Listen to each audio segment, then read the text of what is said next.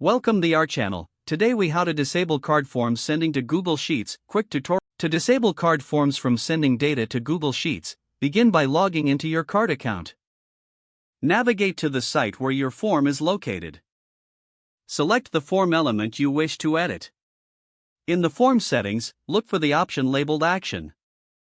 Currently, it may be set to send responses to Google Sheets.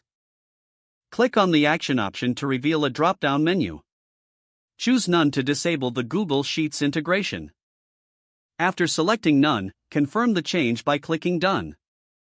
Next, make sure to save any changes you made to your site. Preview the form to check that it no longer sends data to Google Sheets.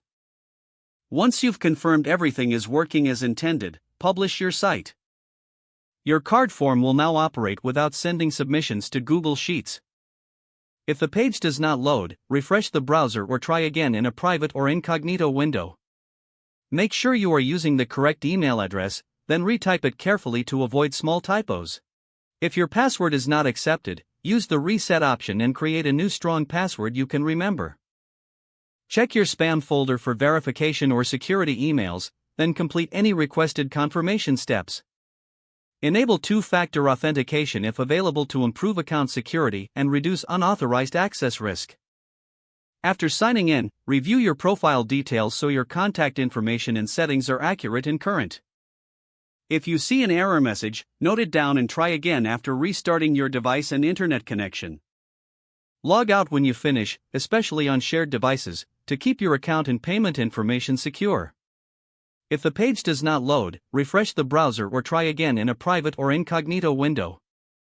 Make sure you are using the correct email address, then retype it carefully to avoid small typos.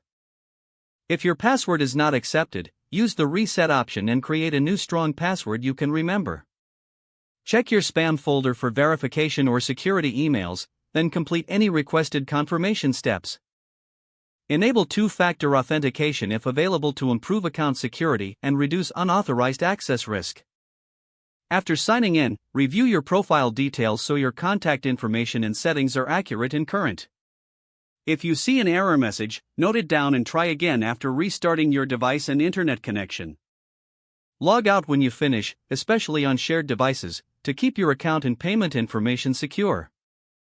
Don't forget to like this video and subscribe to our channel for more step-by-step tech guides.